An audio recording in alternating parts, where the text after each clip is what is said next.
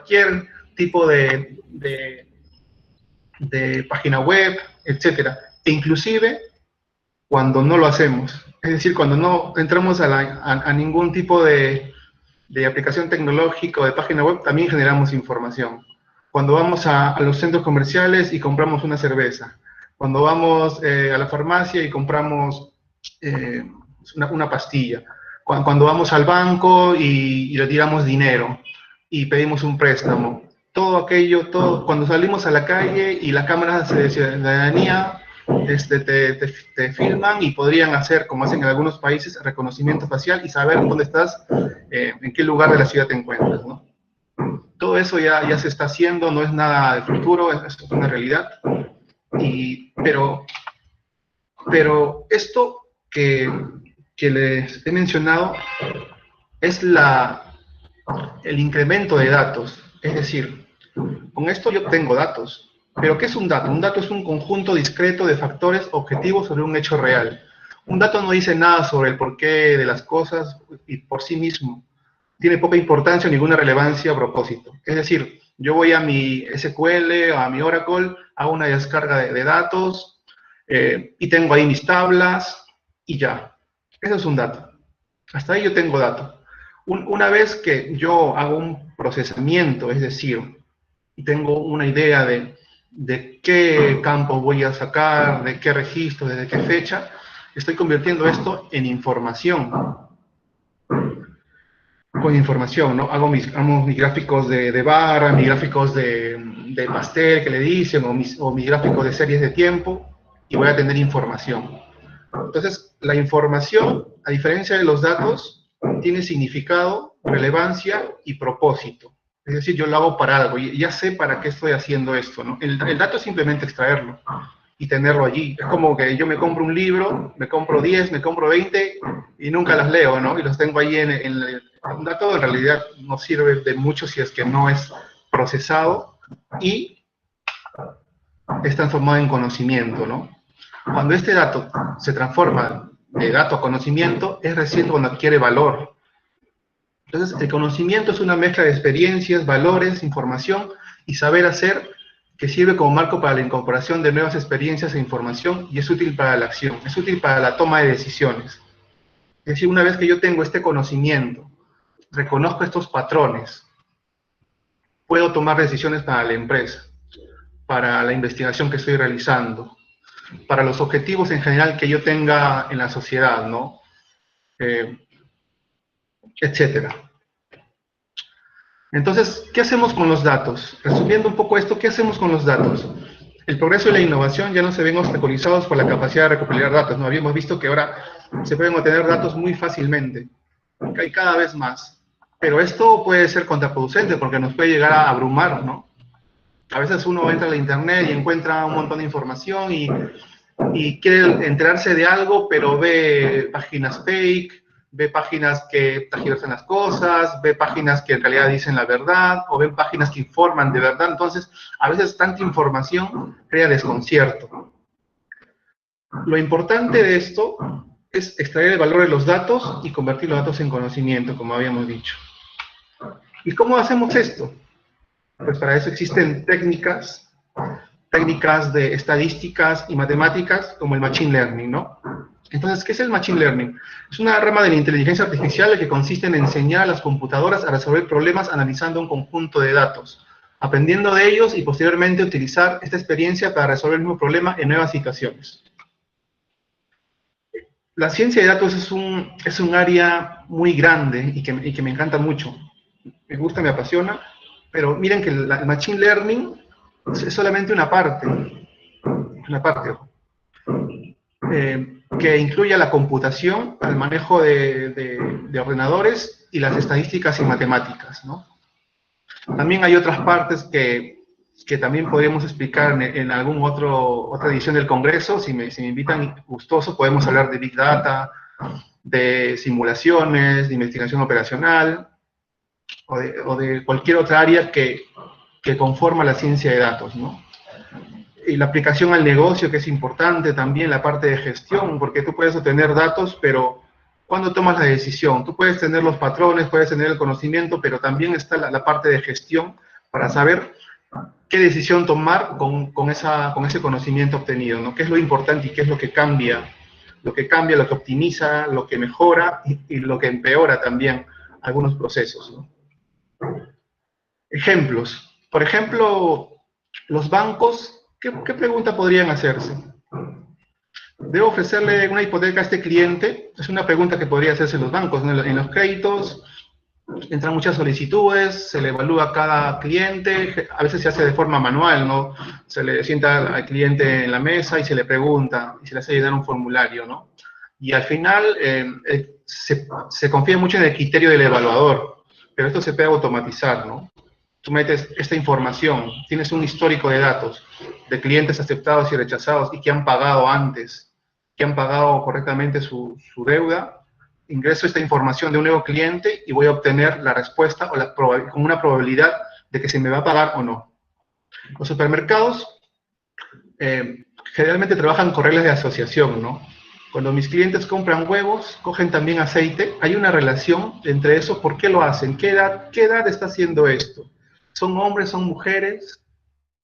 También luego vamos a ver en algunos ejemplos cómo cambia el comportamiento del consumidor, y esto es captado por el Machine Learning y puede predecir cosas nuevas que están pasando en la vida de las personas, ¿no? Y atacar sobre eso y poder ofrecer promociones, ofrecer nuevos productos o lo que fuere, ¿no? Y recursos humanos, por ejemplo, se puede hacer una pregunta más amplia, más abierta, ¿no? Hacer una pregunta tan abierta como ¿qué tipo de empleados tengo? ¿Qué tipo de empleados tengo? Ahí tú no tienes un objetivo, ¿no? Simplemente quiero saber, tengo mi lista de empleados con sus características, mi base de datos de empleados con sus características, y quiero saber qué tipo de empleados son. Y las fábricas, pues, en la parte operacional, se enfocan mucho en los fallos, ¿no? En evitar el reproceso, en evitar las devoluciones, ¿no? Entonces, la pregunta que pueden hacer es, ¿cuántos fallos para cada módulo esperamos cada mes, ¿no? Esto se puede hacer pues bien, se puede hacer con otras técnicas estadísticas también, que son muy conocidas ahora, como el Lean Six Sigma, ¿no? Donde se trata de reducir los costos por medio de la reducción de fallos. Ahora, pero ¿cómo funciona esta maravilla del Machine Learning? ¿Cómo es magia? No es magia, ¿no? Hay un sustento matemático y estadístico detrás, y esto funciona por medio de 3 tipos de aprendizaje. Un aprendizaje no supervisado, el aprendizaje supervisado y el aprendizaje por refuerzo. En esta exposición voy a tocar estos 2 primero, el tercero no, porque creo que el tiempo me va a quedar corto. Y vamos a dar algunos ejemplos, pero para que les entre un poco la curiosidad, buscan en Netflix AlphaGo y van a ver cómo el aprendizaje por refuerzo es algo que está entrando también. Esto se aplica también en el manejo automático de carros, de autos, donde en el AlphaGo, por ejemplo, vemos ver cómo un coordinador que aprende por el error, aprende de jugadas, y cuando se equivoca, ya no las vuelve a cometer o evita cometerlas, le ha llegado a ganar al campeón mundial de este juego, ¿no? Del juego AlphaGo, ¿no? Y le ha ganado, y esto puede pasar con el ajedrez, puede pasar con cualquier otro tipo de deporte de mesa, ¿no? Entonces, empezamos con el aprendizaje no supervisado. Tiene el objetivo principal de comprender y abstraer los patrones de la información directamente. Habíamos visto el ejemplo, vemos este ejemplo entonces, agrupar clientes con características o comportamientos similares a los que hacer campañas de marketing altamente segmentadas. Es decir, yo tengo mi lista de clientes y tengo las variables que corresponden a estos clientes. Cada uno compra cosas diferentes, gasta de forma diferente, compra en lugares diferentes, es hombre, es mujer, tiene una edad diferente, compra en diferentes periodos de tiempo. Entonces tienen diferentes comportamientos y yo puedo agruparlos, esos clientes, en diferentes segmentos y ofrecerles promociones personalizadas, ¿no? Alguien que compra mucha comida saludable, por ejemplo, vegetales, huevos y esas cosas, puedo yo ofrecerle, no sé, descuentos para el gimnasio, por ejemplo. Y así, personalizar el ataque de marketing hacia el cliente. Entonces, la estructura de un aprendizaje no supervisado es así más o menos. Tengo simplemente una base de datos, como cualquier una tabla con campos, como campos y con registros, ¿no? Entonces, por ejemplo, aquí, ¿qué tengo? Respondiendo a la pregunta de recursos humanos que decía, ¿qué tipos de empleados tengo? Entonces, yo tengo un empleado que tiene un salario de tal, que tiene, es casado o no, tiene coche o no, cuántos niños tiene, si tiene casa propia o alquilada, si está sindicado, cuántas bajas por año ha tenido, cuántos años de experiencia tiene y de qué género es. Entonces yo puedo agrupar esto, en este caso se ha agrupado en 3 grupos, ¿no? El grupo 1, sin niños y alquilados, baja participación sindical, muchos días de baja. El grupo 2, sin niños y con coche, alta participación sindical, pocos días de baja, más mujeres que en casas alquiladas. Y el grupo 3, con niños, casados, con coche, mayormente hombres y propietarios de casa, baja participación sindical. Es decir, que toda esta base de datos, pueden ser miles de datos o millones, se ha agrupado en 3 grupos y cada grupo tiene un comportamiento semejante. Entonces yo al tener el comportamiento de cada grupo, puedo tomar decisiones para tener mejor rendimiento o satisfacerle diferentes necesidades a estos tipos de empleados, ¿no? Una técnica del aprendizaje no supervisado es la matriz de correlaciones, que debe ser muy conocida por ustedes, ¿no? Tengo unas variables, tengo 2 variables y le hallo el estadístico de correlación de Pearson o de Spearman, y puedo decir, por ejemplo, en este caso, que la necesidad y la salud están correlacionados negativamente, tienen cierta correlación alta porque está mayor a 0.5 y es negativa, ¿no? Por eso están inversamente correlacionados.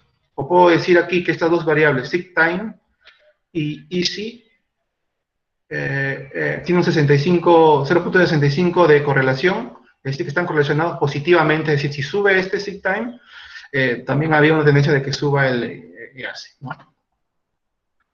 Y técnicas un poco más avanzadas, que ya tratan sobre el agrupamiento multivariante en sí, como el clustering, en donde yo veo aquí, por ejemplo, supongamos que estos son los clientes, los trabajadores, los empleados, y voy a tener este dendrograma, que este gráfico se llama dendrograma, en donde yo puedo clasificarlos o bien en 3 grupos, si yo trazo una línea aquí, hay 3 grupos de clientes, estos clientes se comportan de forma semejante, estos también de forma semejante, y los verdes igual de forma semejante. O puedo tener 2 clusters, en donde todo este grupo se comporta de forma semejante, o estos 2. De acuerdo, mucho depende la estadística, como les decía, no es magia, es estadística, es matemática, es experiencia también. Si yo me dedico a esto, tengo que no solamente enfocarme en la parte de informática ni de aprender números, sino también en involucrarme con el problema, con el objetivo del negocio. Es decir, si yo voy a hacer análisis de datos en una empresa de recursos humanos, pues tengo que leer algo de recursos humanos, ¿no? Si voy a hacer un experimento, no sé, de minería o de gestión ambiental, pues tengo que leer esos temas, tengo que informarme, porque para no cometer errores, tontos, ¿no? A veces los números nos muestran una cosa, pero sin criterio esto no funciona. Hay que tener mucho criterio y algo de bagaje respecto al tema, ¿no? Aquí, por ejemplo, tenemos una clasificación de ciudades, y vemos que da un poco al criterio de cómo agruparlos, ¿no? Acá, si ponemos una línea acá, podemos agruparlo en 3 grupos, y si le ponemos arriba, en 2 grupos. Entonces, aquí agrupamos las ciudades, por ejemplo, las variables pueden ser características socioeconómicas, no sé, y otras, ¿no? De cada ciudad, y yo puedo saber qué grupo de ciudades se comporta de forma semejante y resolver los problemas, en este caso sociales que tengan, hacerlos un poco de forma masiva, ¿no? Porque son los mismos problemas que tienen estas ciudades, ¿no? Entonces, lograr una mayor eficiencia en cuanto a la respuesta y el bienestar que pueden tener los ciudadanos de estas ciudades. Esta es otra técnica, el Principal Components Analysis, que es el análisis por componentes principales, muy poco usada y muy útil para mí, porque puedes reducir muchas dimensiones. Es decir, yo tengo, pues en los trabajos reales se puede trabajar con 1000 variables, con 2000, o con millones, si contratas con, por ejemplo, con ADN, por ejemplo, son millones de variables, tú puedes comprimirla a una variable, a dos variables o a tres variables y perder el mínimo de información. En este caso, por ejemplo, tenemos el caso de un tumor. A este tumor se le han hecho mediciones de varios lugares, de varias zonas, se ha visto, no sé, la textura, la edad del paciente, etcétera, varias variables, y se ha reducido a solamente dos variables al final. La primera componente principal y la segunda, y se puede ver una diferenciación, ¿no?, entre un tumor maligno y un benigno solamente con dos variables, es decir, comprimiendo todo, y podemos entender el problema aquí con mayor facilidad, ¿no? Saber que estos pacientes se pueden diferenciar muy fácilmente de estos, excepto esta zona, ¿no?, que hay un poco de acá de discordancia, que pueden pasar muchas cosas, habría que analizar el problema mucho más, ¿no?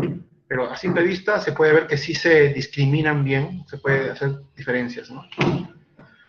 Y el aprendizaje supervisado, en donde en este caso se tienen dos matrices de datos, o a veces una matriz y un vector. Se conoce a priori el objetivo buscado, es decir, cuando los individuos los tienen previamente clasificados o etiquetados, o conoces alguna variable respuesta asociada a ellos. Por ejemplo, los clientes que compraron que compraron bananas, también comprarán zanahorias, comprarán pan, comprarán leche, ¿no? Este es un patrón, por ejemplo, que se ha observado y que ya es conocido en este local, ¿no? Entonces, hay dos tipos de aprendizaje supervisado. Como les había mencionado, en el aprendizaje supervisado se tiene un objetivo, es decir, se tiene una variable de respuesta. Yo tengo las variables de los trabajadores y voy a saber si va a faltar recurrentemente o no, si se quiere cambiar de trabajo o no. Tengo una lista de clientes y quiero saber si este cliente puede sacarme la vuelta e irse con la competencia. También puedo predecir eso. Puedo saber si el que pide el préstamo va a pagarme al final o no, con qué probabilidad va a pagarme, ¿no? Entonces, tenemos un objetivo, ¿no? Las técnicas más comunes utilizadas para este tipo de aprendizaje supervisado en regresión es cuando tiene una variable cuantitativa como respuesta. Es decir, yo quiero calcular un valor numérico. Esto de aquí es muy conocido por todos, ¿no? Es una regresión lineal, en este caso simple, ¿no? Una regresión lineal simple cuando hay una sola variable, un X, una variable independiente y una variable de respuesta lleno. Pero también existen otras técnicas como la regresión por componentes principales, los mínimos cuadrados parciales, el árbol de regresión y random forest, el vecino más próximo, la máquina de soporte vectorial, las redes neuronales, que es lo último que se está utilizando, sobre todo en el tratamiento de imágenes y de videos, y los algoritmos genéticos, ¿no?, que es también otra de las nuevas cosas que están ya haciéndose, que son mucho más potentes y que requieren, y que se trabajan con grandes volúmenes de datos ahí en realidad. Bien. Cuando tenemos variables cualitativas, es decir, ¿me va a pagar o no? ¿Se va a cambiar de trabajo o no?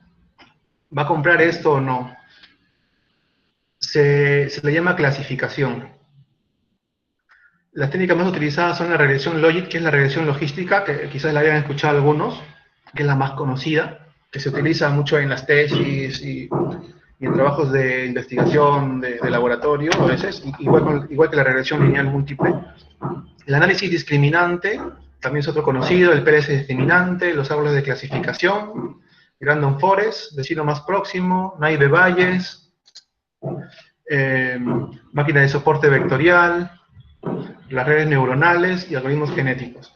Acá, por ejemplo, a ver, haciendo un poco de hincapié aquí, pues tengo acá los valores obtenidos, ¿no? Por ejemplo, no sé, el cliente que ha comprado 30 de un producto, ha comprado 13 de otro producto. 13 unidades, supongamos. Entonces yo tengo el valor real y tengo esta línea que sería, la ecuación de la recta de esta línea sería el modelo que yo tengo, es decir, el valor predicho sería este. Entonces esta línea tiene que ser la más idónea, puede ser una línea, puede ser una cuadrática, una cúbica, lo que sea, puede tener cualquier orden, ¿no? Entonces, lo que yo tengo que intentar tener es que los residuos, que es la distancia de este punto a la recta, sean lo menor posible. Entonces tengo que por medio de optimizaciones se logra que la recta sea haga que la suma de residuos de todos los puntos respecto a la recta sea la mínima posible. Eso le suelen llamar mínimos cuadrados ordinales a esto. Y por otro lado, la clasificación, ¿no? Yo tengo, por ejemplo, clientes que van a comprarme el producto A, el producto B y el producto C.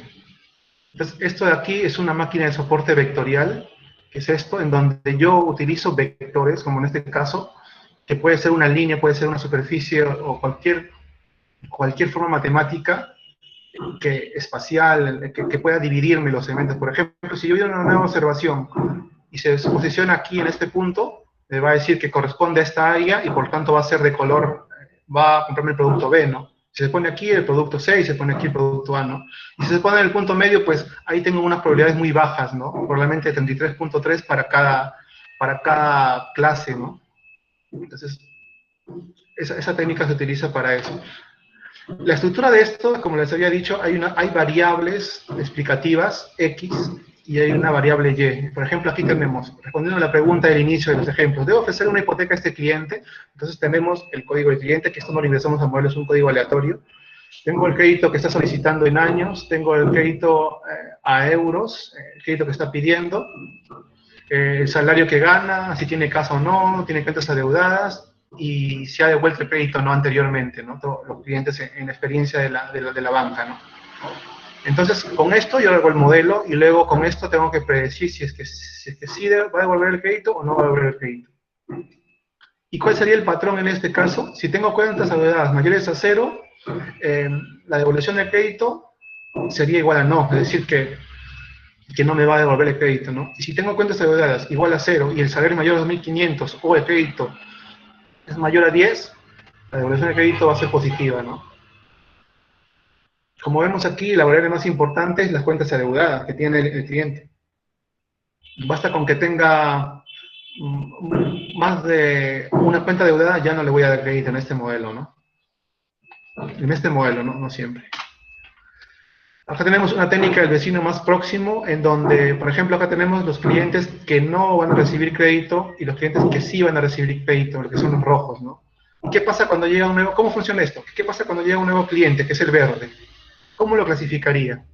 En esta técnica lo que se hace es medir las distancias del nuevo valor hacia en este caso voy a utilizar 3 vecinos próximos, entonces busco los 3 más cercanos. Voy de aquí a aquí, de aquí a aquí y de aquí a aquí. ¿Y cuál es la mayoría de estos 3? Pues el sí, ¿no? Hay 2 sís y hay un no. Entonces lo clasificaría como sí. Si yo dijera, voy a buscar 5 vecinos, entonces agarro los 5 más próximos, por eso se llama vecino más próximo. Busco este de aquí, estos 3 y estos 2 que están más cercanos. Entonces aquí la cosa cambiaría, ¿no? Ahora sería un no. Entonces, esto se lo doy como noción un poco, pero hay un análisis más profundo de esto, mucho de criterio y de probar, ¿no? ¿Cuál me parece mejor al final?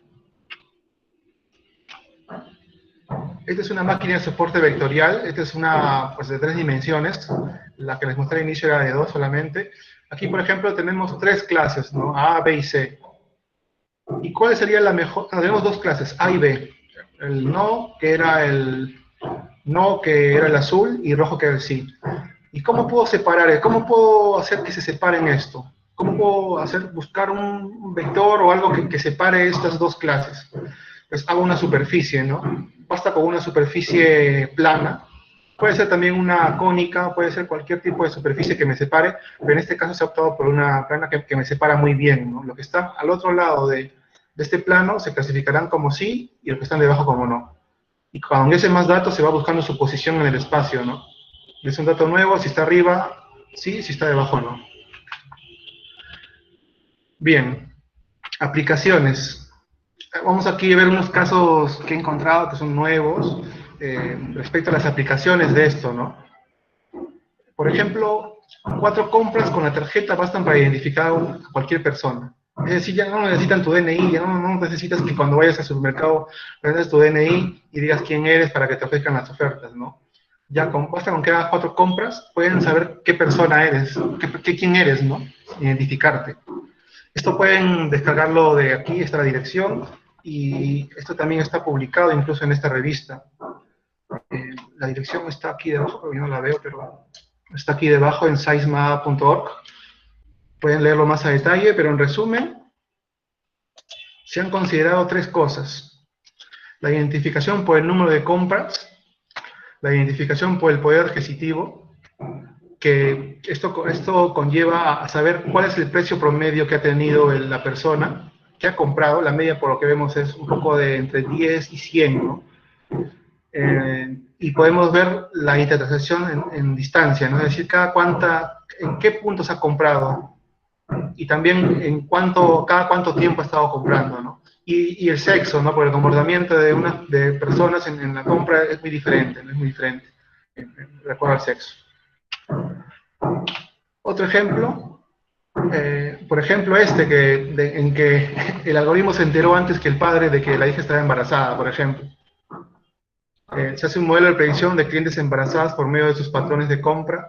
Se observa que la chica está comprando cremas sin perfume al tercer mes, 2 docenas de productos de este. Entonces se observa un comportamiento extraño. Entonces basta con eso y ya te saben que tienes 3 meses de embarazo y te pueden predecir la fecha de parto, ¿no? Obviamente, ¿no? Entonces se le empiezan a enviar cupones a la chica para cada fase del embarazo, ofertas y cosas para mujeres embarazadas. El padre está molesto porque le envían estas cosas a mi hija si ella tiene 14 años, ¿no? La empresa envía disculpas, pero el padre luego se entera que la hija está embarazada y confirma el embarazo de la hija, ¿no? Este caso lo pueden leer en este libro que se llama Big Data, la revolución de los datos. Un libro en español, en la página 74, muy, muy bueno, para que vean el caso completo, como un algoritmo se entera antes de que la hija esté embarazada, antes que el padre, ¿no? Solamente viendo el comportamiento de consumo de esta chica. Y otro, analizando Twitter para medir la salud pública, ¿no? Un sistema de filtrado de datos de Twitter puede inferir aspectos de salud analizando 144 millones de tweets en el 2011 y 2013. Han obtenido 13 grupos coherentes de mensajes correlacionados. Es decir, han obtenido una correlación de gripe estacional con 0.689, que, bueno, si bien no es alta, basta para sacar ciertas conclusiones, y alergias con un R de 0.81, ¿no? Como recordando que a partir de 0.5 ya hay cierta correlación, ¿no? Entonces se puede saber si esta persona tiene algún problema de salud, ¿no? Incluso también con la ubicación geográfica, si una persona se desplaza poco, se puede sospechar o inferir de cierta forma que hay problemas de salud u obesidad, ¿no? Bien, vamos ahora a hacer una parte de demostración en Python. Esto va a ser una demostración, no va a ser un taller, va a ser algo, porque me queda tiempo, ¿no? Sí, creo que sí me quedan como que 15 minutos. Entonces, ¿me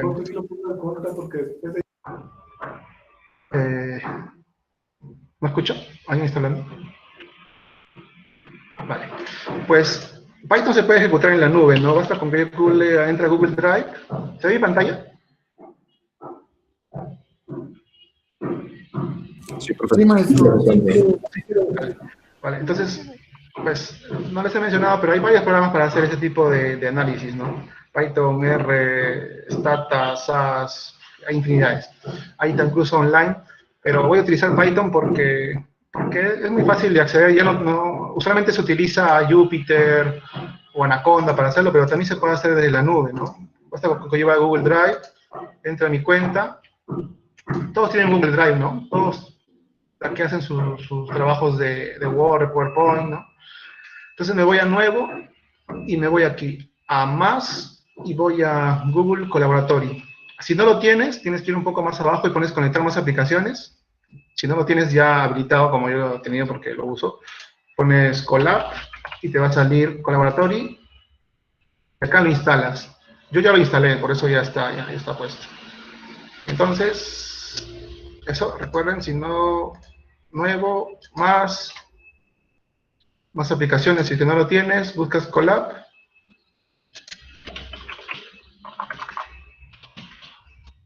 Y ya. Y ya lo tienes, lo instalas y luego te va a aparecer ahora aquí. aquí. Que va a aparecer en más y aquí. Entonces espero unos minutos porque todo esto es en la nube, no tengo que instalar nada, absolutamente nada. No instalo nada, espero un ratito, que cargue esto, todavía está cargando. Tiene que aparecerme aquí el cuánto RAM tengo y cuánto espacio tengo disponible.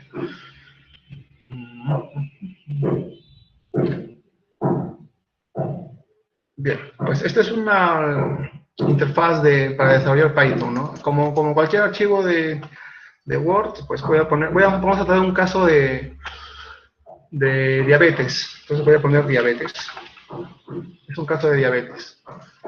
En Python, como creo que han llevado un curso de Python ayer, si no me equivoco, entonces tienen entendido que Python trabaja con librerías, ¿no? Entonces yo voy a activar unas librerías. Le doy, copio aquí lo que quiero importar Panda, NumPy, Matplotlib, PyPlot. Pandas como PD esto se puede poner cualquier valor, pero se le suele poner PD como una forma de estandarizar las abreviaturas de las librerías. Entonces voy a ejecutar.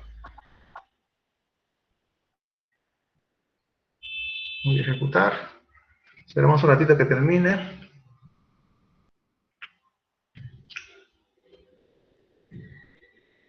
Acá, miren, aquí puedo observar la RAM, cuánto de RAM tengo disponible y cuánto de disco, ¿no? Y ahí te explica cuánto de RAM tengo, 0.74 GB y de disco, bueno, tengo 12.72 de RAM y de disco tengo hasta 107.7 GB, ¿no? Es suficiente para hacer los problemas más comunes, ¿no? Pero en Big Data ya no, hay que usar otras herramientas más potentes porque esto se puede comer. Entonces ya cargó esto y voy a extraer una base de datos. Tengo una base de datos como les había dicho, sobre diabetes. Voy a ejecutar esto. Con esto, este código me sirve para poder coger base de datos del ordenador. Me va a salir esta opción, yo voy a elegir datos. Yo tengo ya esta base de datos en CSV, ¿no? CSV separado por comas, y como suelen extraer la base de datos para ahorrar espacio.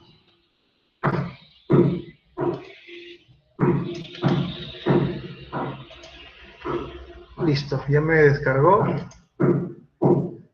Entonces voy a meter otro código y voy a utilizar voy a ponerle a esta base de datos, voy a llamarle data y quiero ver su encabezado, ¿no? Quiero ver sus primeras, que me dé una muestra de esa base de datos. Entonces voy a ver acá de qué se trata, ¿no? Tengo una población en donde la salida, voy a predecir si que va a tener diabetes o no. La salida es si es 1, si tiene diabetes, y si es 0, no tiene diabetes. Pero ¿con qué variables explicativas o con qué variables de ingreso? Número de partos, glucosa, presión sanguínea, grosor de la piel, nivel de insulina, el índice de masa corporal y un indicador que me muestra como antecedentes familiares de diabetes, ¿no? Entonces, utilizando estas variables de aquí, voy a predecir la salida si que va a tener diabetes o no. ¿Escucho por ahí un eco? Creo que me...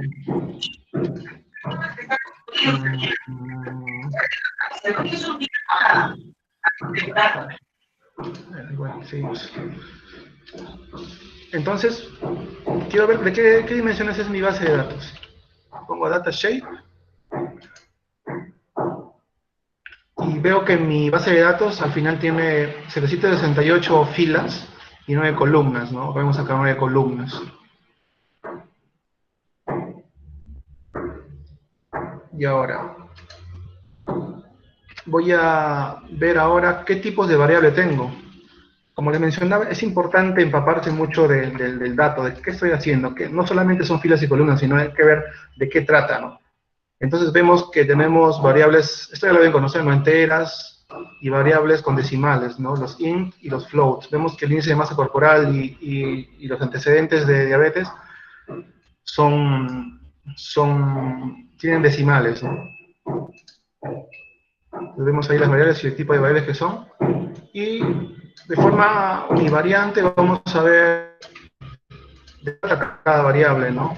Ver algunos indicadores estadísticos simples que ya conocidos por ustedes, ¿no? Por ejemplo, count, cantidad de filas. ¿Cuántos de cada variable hay? Vemos que no hay ningún valor ausente, porque suelen haber valores ausentes en las bases de datos. Aquí no hay ninguno. La media, la desviación típica, el mínimo, el cuartil 25, el cuartil 50, 75, el valor máximo, ¿no? Entonces vemos un vistazo a eso.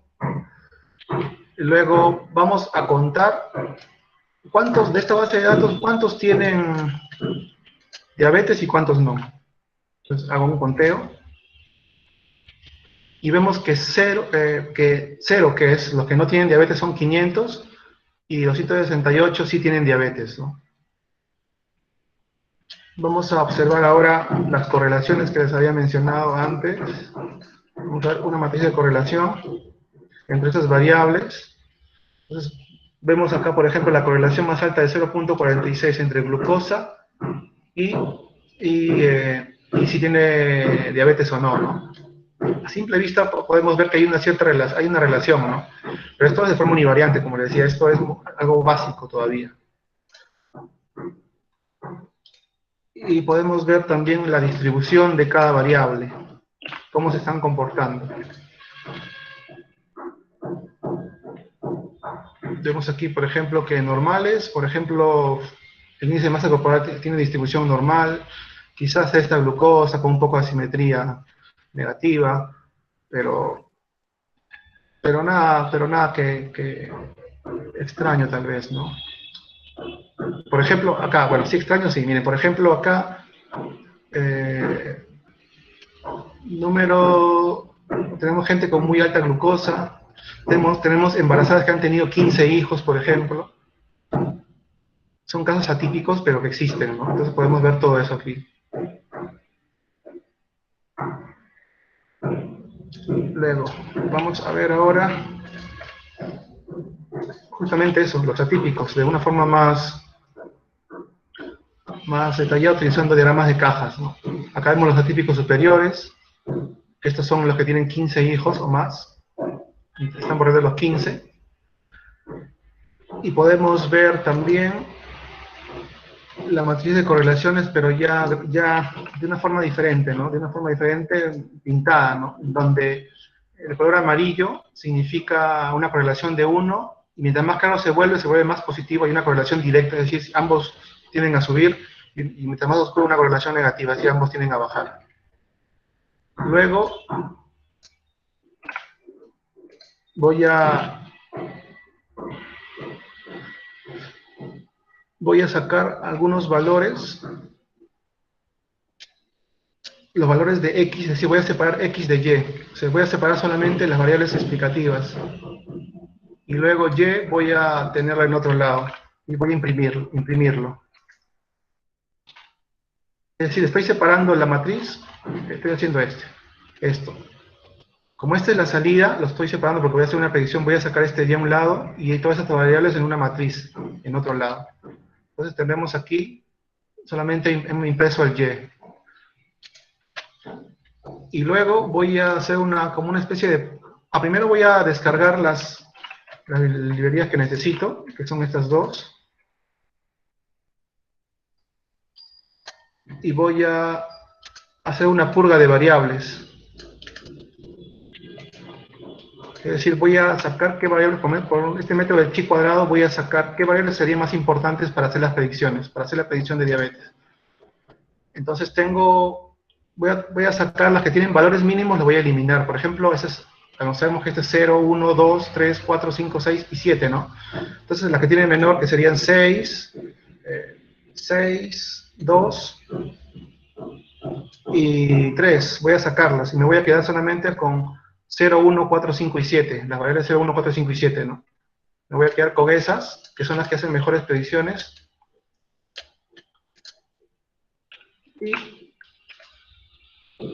Y ya tengo mi nueva X. Esta va a ser mi X definitiva. Hay un tipo de procesamiento que se hace usualmente que se llama el escalado, que voy a realizar ahora, que es simplemente dividir dividir cada dato entre la media de cada columna. Entonces, saco la librería y voy a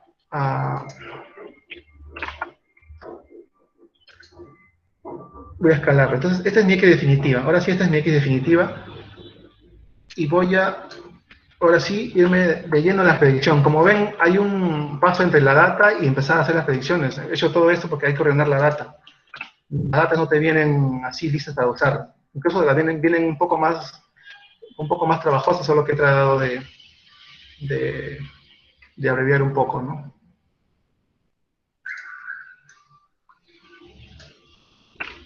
A ver. Aquí lo borro.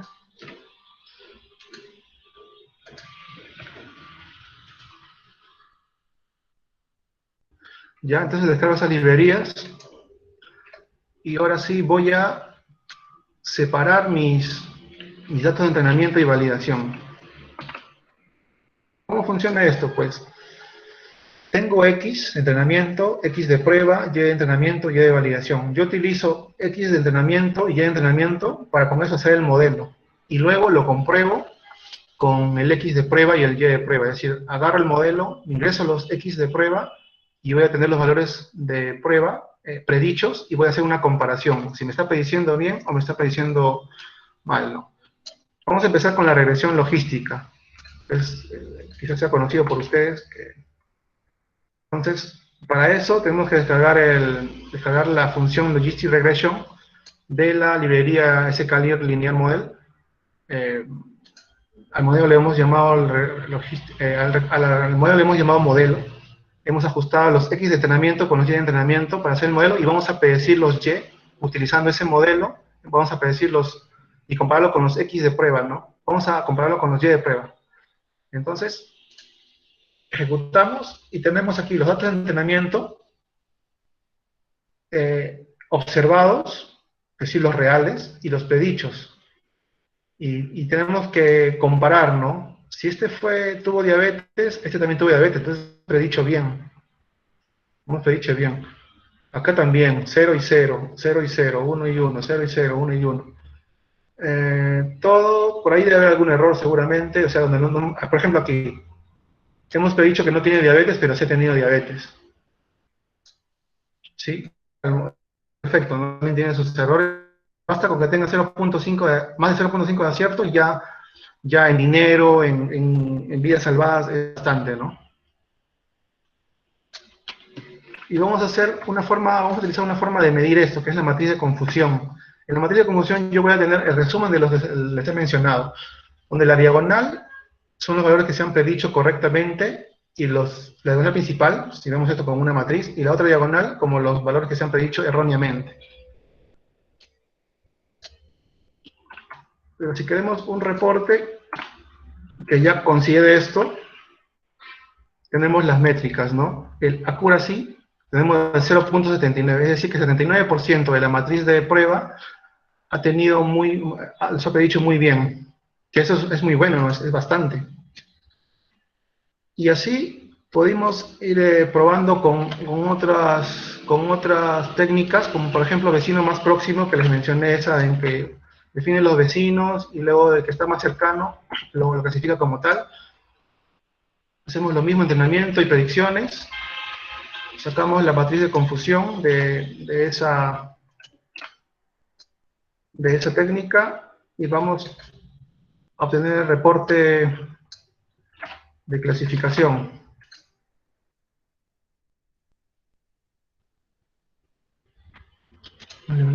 Acá. Ya está, el reporte. Vemos que la curva es de 0.78, ¿no? Va ganando el de regresión logística, parece que es un mejor modelo. Y luego, pues vamos a hacer ahora el de máquina de soporte vectorial.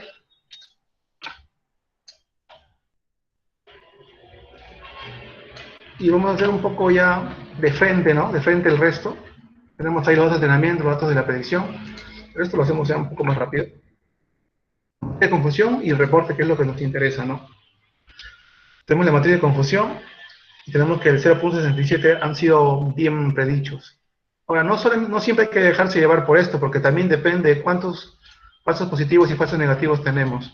Pero eso ya será motivo de otra charla, de otro tema, ¿no? Para ver evaluación de modelos. que es todo un tema también. Pero así, viéndolo así a grandes rasgos, hay que ver el accuracy.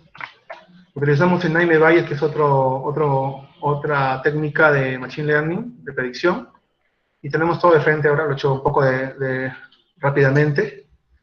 Tenemos un 0.77, ¿no? El árbol de clasificación.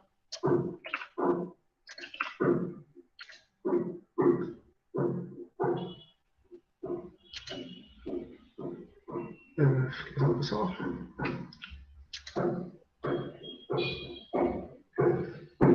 Vamos a...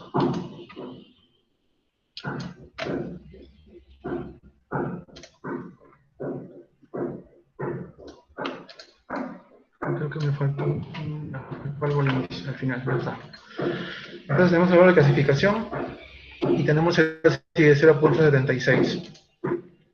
Y podemos probar así con todas las técnicas que conozcamos, ¿no? Por ejemplo, el Random Forest, y tengo un 0.80, ¿no? Que es un buen valor ahí. Creo que es el más alto hasta ahora, ¿no? Solamente de regresión logística creo que era alto. 0.80, es el mejor valor del Random Forest hasta ahora. Es el mejor modelo. Yo utilizaría este para predecir hasta ahora, ¿no? Vamos a ver uno más. Pues no, es el último que tengo aquí. Y el mejor modelo sería el de Random Forest, ¿no?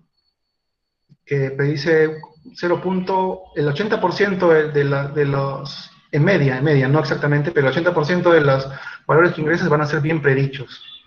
O sea, van a detectar bien que si el paciente tiene diabetes o no. Ahora, como les mencionaba, estos valores también hay que considerar, porque no es lo mismo decirle a un paciente que tiene diabetes que no lo tiene, que decirle a un paciente que no tiene diabetes que sí lo tiene, ¿no? Es mejor decirle que sí tiene para que tome las medidas, se cuide, a uno que en realidad sí la tiene, piense que no tiene y se descuide totalmente, ¿no? No es lo mismo. Igual con los bancos, por ejemplo, no es lo mismo darle un crédito a una persona que no me va a pagar, que no darle un crédito a una persona que sí me va a pagar en realidad, ¿no? Entonces, esos errores también hay que cuantificarlos y hay que evaluarlos. Y pues, eso es todo. Gracias por su atención. Gracias por su atención. Ha sido todo. Espero que les sea de provecho lo que les he mencionado. Y muchas gracias. Gracias a usted. Gracias, maestro. Hay por aquí unas preguntas, si me permite darle lectura. La primera, Edwin Lema dice, ¿hay algoritmos para trabajar con diferentes tipos de variables, categóricas y continuas, por ejemplo? Sí. Justamente cuando yo tengo una variable categórica como respuesta, en este caso, a ver aquí, clasificación, acá tengo una variable de respuesta cualitativa o categórica, que es lo mismo. Yo lo conozco como cualitativa, pero claro, se llama categórica también. Y continua, yo uso una regresión, ¿no? Y acá están las técnicas que puedo utilizar. Algunas se repiten, por ejemplo, como las redes neuronales, por ejemplo, aplican para clasificaciones, para variables categóricas, y las redes,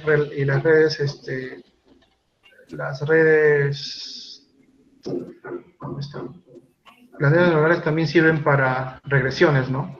Para regresiones y para clasificaciones.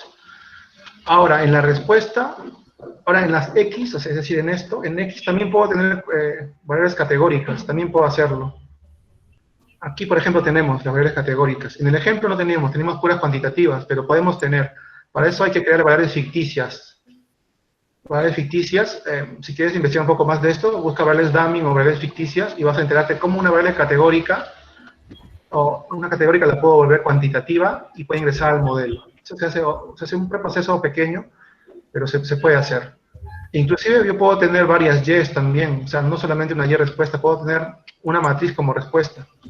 Eso lo he visto que se hace, por ejemplo, en el método de mínimos cuadrados parciales, este de aquí, PLS, que igual, si me emiten una próxima edición, gustosamente puedo tratar solamente este tema y profundizar mucho aquí, o en cualquiera de las técnicas, ¿no? Porque cada técnica, como todo, tiene su teoría, tiene su su aplicación, tiene sus tips, tiene todo un mundo cada una. Esto es ilimitado en realidad. Cada técnica puede ser especialista en cada una de estas técnicas y seguir aprendiendo mucho más todavía. Con Colaboratory no necesitas instalar Python, exacto, con Colaboratory es una... Estoy viendo los mensajes. Con Colaboratory no necesito instalar Python, no. Esto tú necesitas solamente un explorador, ingresar a tu Google Drive y generar un nuevo documento, poner en más y vas a Google Colaboratory. Y ya no necesitas instalar absolutamente nada. Si tú quieres trabajar en tu ordenador ya, puedes instalar Anaconda. Y pues Anaconda, vamos a ver Python, pues no. Anaconda con esto puedes trabajar con R, con Python, y tiene unos frameworks para trabajar también en Python como Spider y Jupyter, por ejemplo. Es lo que utiliza más Jupyter, pero como no quieres hacer instalar nada, para que no instalen nada, puedes trabajar y practicar tranquilamente con esto. Incluso tiene librerías ya como, si yo tuviera, por ejemplo, Jupyter, tendría que instalar esto, pero esto ya viene listo para usar, importar. Listo para importar, es más rápido. Para mí, para demostraciones, más rápido el Colaboratory. Igualmente en R, que hoy tengo también una charla en el grupo de técnicos LATAM, a las 8 de la noche. Igual en este mismo tema, y voy a hacer un ejemplo con R, ¿no? Con R también tiene su plataforma que se llama RStudio, ¿no? En el grupo LATAM Sistemas y Tecnología, ¿no? También va a haber una charla de este mismo tema, pero ahí voy a trabajar con RStudio Cloud, que igual es en la nube, Hay que... Se los voy a adelantar un poco, pones RStudio Cloud. Aquí lo pones. Y acá puedes trabajar en R sin necesidad de instalar nada. Bueno, yo tengo mi cuenta, ya te voy a hacer algunas pruebas aquí y... Tengo por ejemplo, mi código, la interfaz es igualita. Si te interesa trabajar en R, que también es muy usado y es más específico para análisis de datos.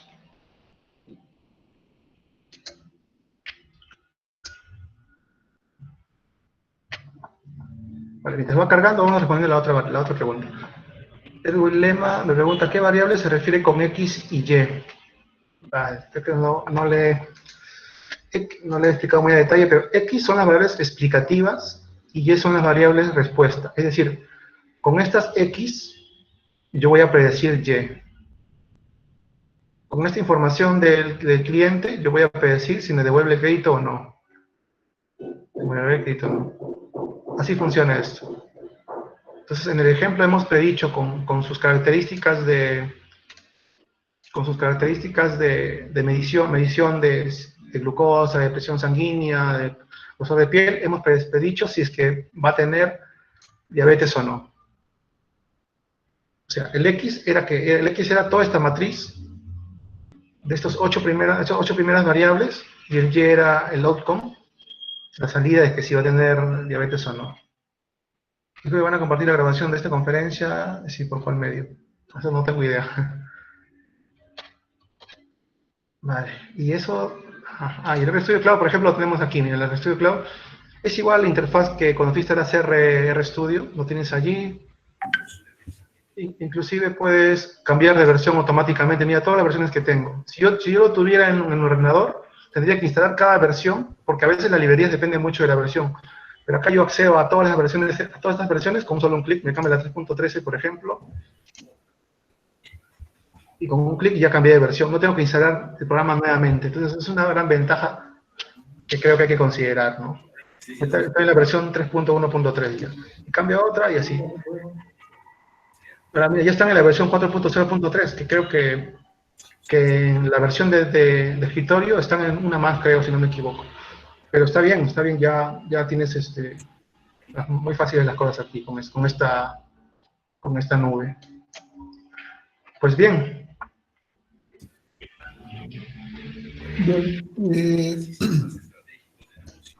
Bien, Bueno, ya no hay más preguntas. Bueno, ahí sobre si se va a compartir la grabación, sí, ahí por ahí ya nos mandaron el enlace, se estará compartiendo en Facebook y también por ahí en un canal de YouTube. Sin embargo, en el Facebook de Sistemas ITSO, por ahí quedará esa grabación.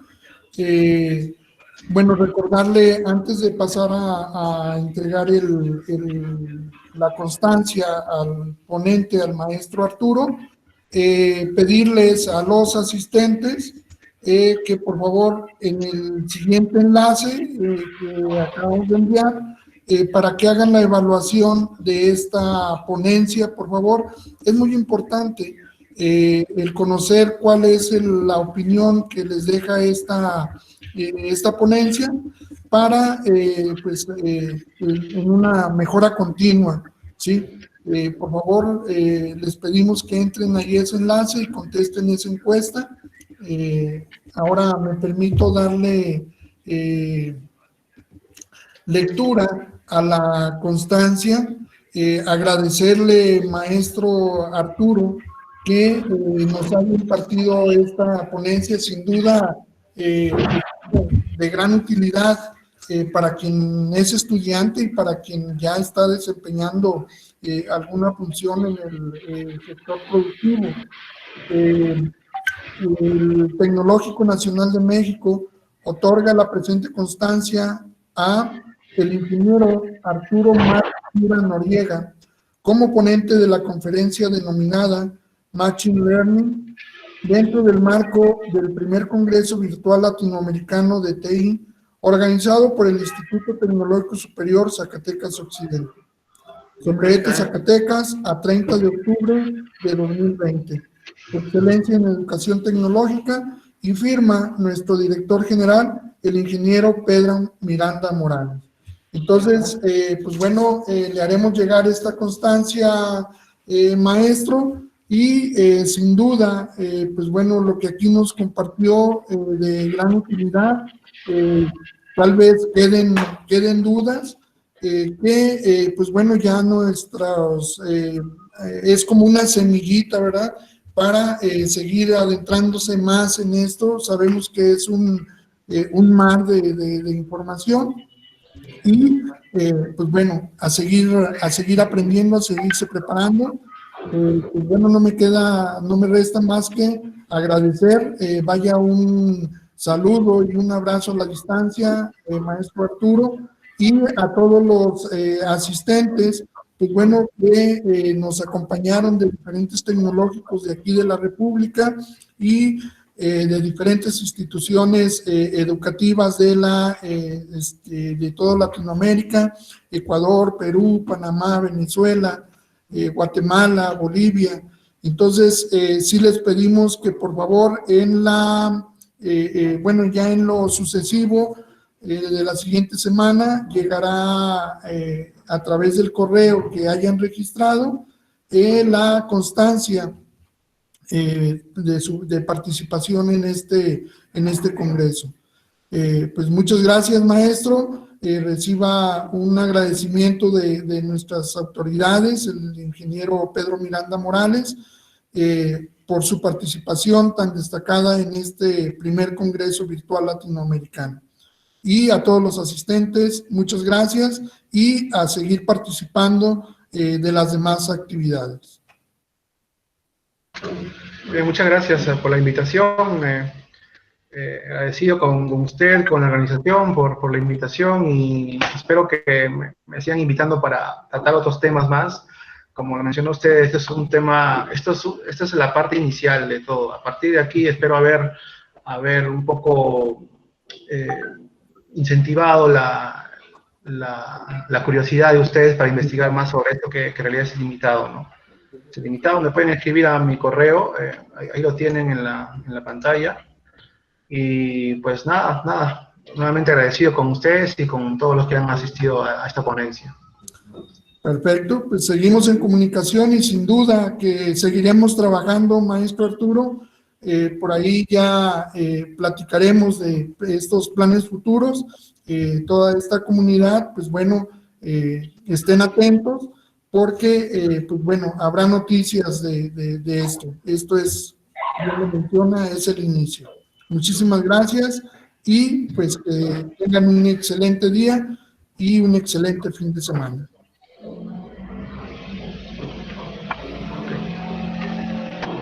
Hasta luego. Hasta luego. Muchas gracias por todo. Hasta pronto. A ustedes, muchas gracias. Hasta pronto.